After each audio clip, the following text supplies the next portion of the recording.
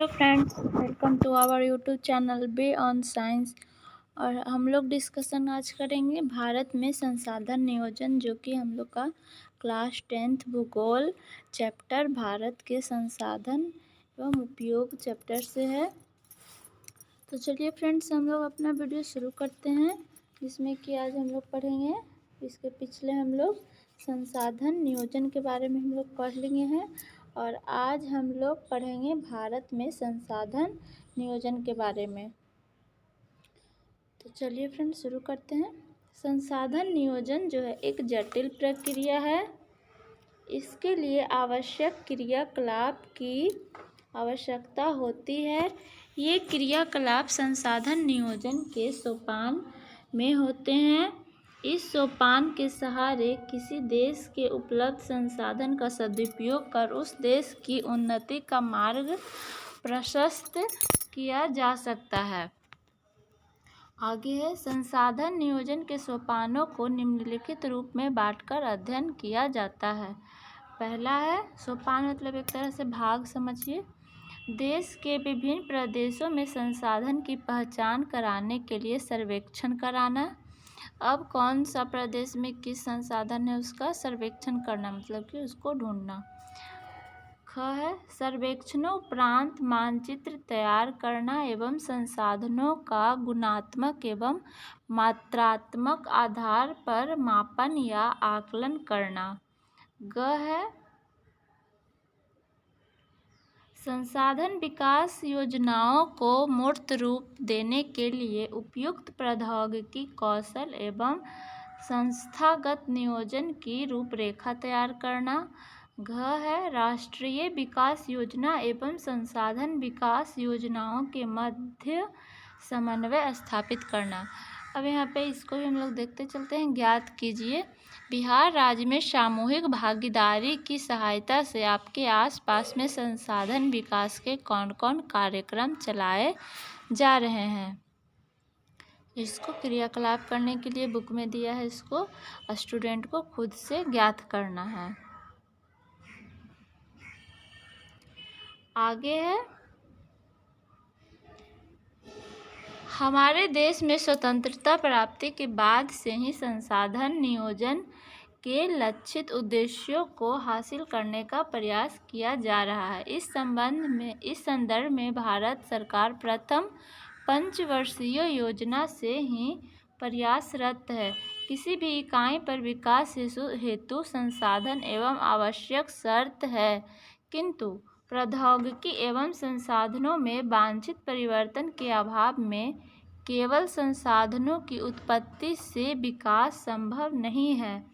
आज भी हमारे देश में ऐसे कई राज्य हैं जहां संसाधन की प्रचुरता के बाद भी आर्थिक रूप से पिछड़े राज्य में इनकी गणना की जाती है। इसके विपरीत कुछ ऐसे भी राज्य हैं जो संसाधन के अभाव में भी आर्थिक रूप से विकसित हैं।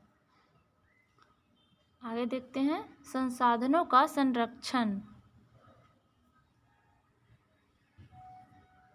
सभ्यता एवं संस्कृति के विकास में संसाधनों की अहम भूमिका होती है, किंतु संसाधन का अविवेकपूर्ण या अतिशय उपयोग विविध प्रकार के सामाजिक, आर्थिक, सांस्कृतिक एवं पर्यावरणीय समस्याओं को जन्म देते हैं।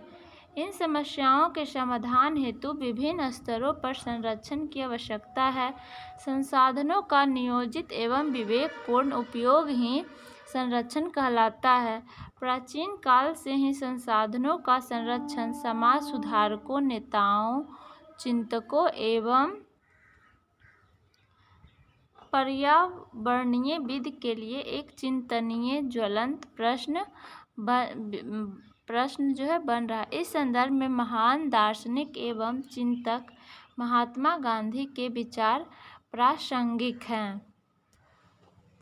अब संसाधनों का संरक्षण करना है, इसके लिए यहाँ पे एक चिंतनीय विषय रहा है, इसके संबंध में दिया हुआ है।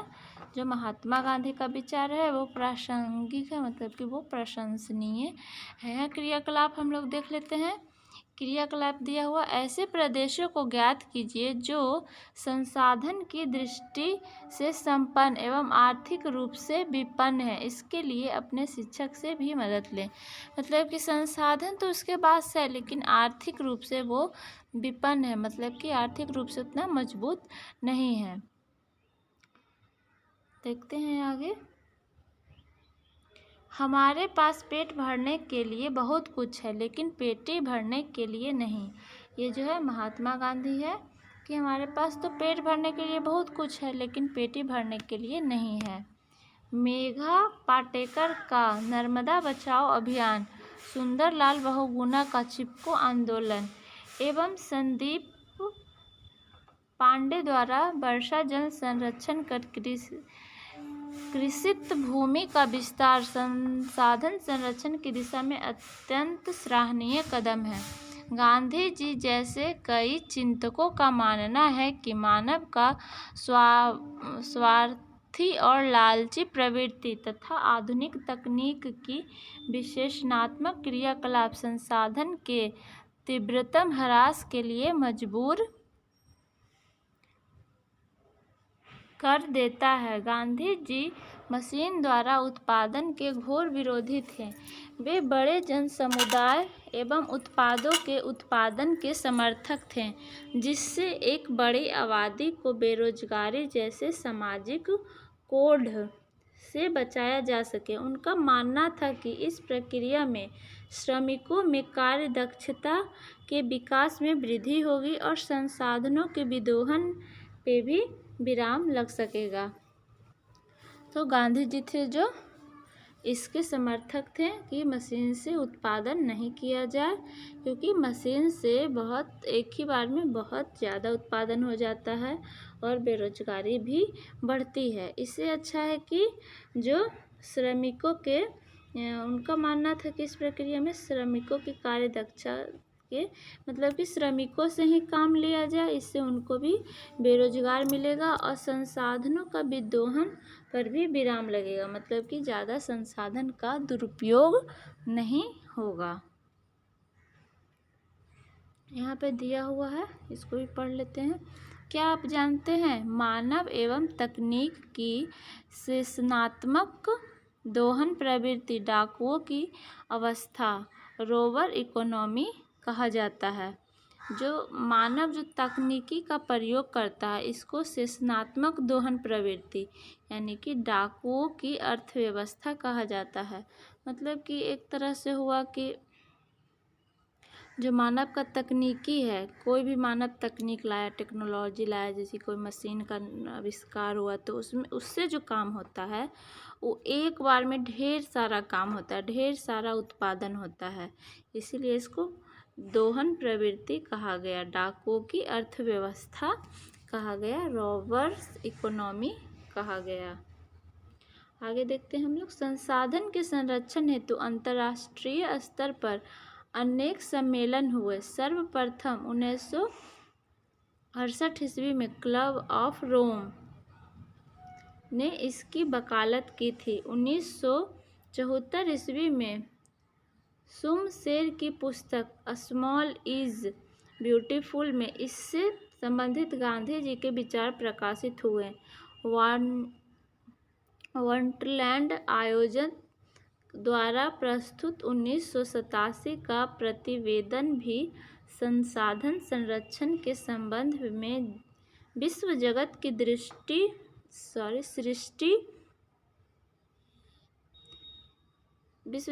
दृष्टि खोलने में कारगर सिद्ध हुआ। इसमें सतत विकास,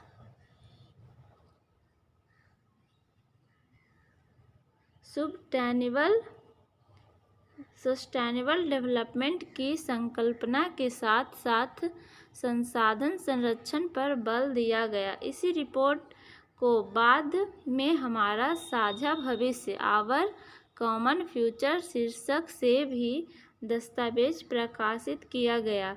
रियो डी जेनेरो, ब्राज़ील में 1992 ईस्वी में आयोजित पृथ्वी सम्मेलन भी इसी संबंध में एक सुनियोजित प्रयास था। पुनः 1997 में न्यूयॉर्क में द्वितीय पृथ्वी सम्मेलन तथा 2002 में जोहान्सबर्ग में आयोजित तृतीय पृथ्वी सम्मेलन संसाधन संरक्षण दिशा में विश्व स्तरीय सराहनीय प्रयास है। आगे है सतत विकास की अवधारणा।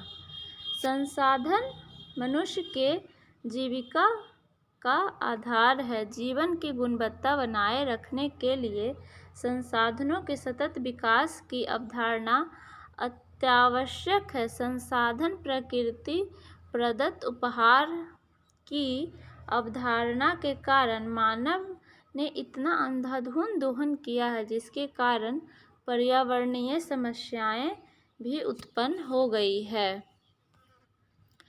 जैसे कि इतना अभी इंडस्ट्री फैक्ट्री ये सब जो टेक्नोलॉजी का विकास हुआ है, इसके कारण इतना प्रदूषित क्षेत्र है भारत में, इतना प्रदूषित शहर हो गया है कि भारत जो है विश्व में तीसरे नंबर पर सबसे ज़्यादा प्रदूषण निकालने वाला देश है जो बन गया है।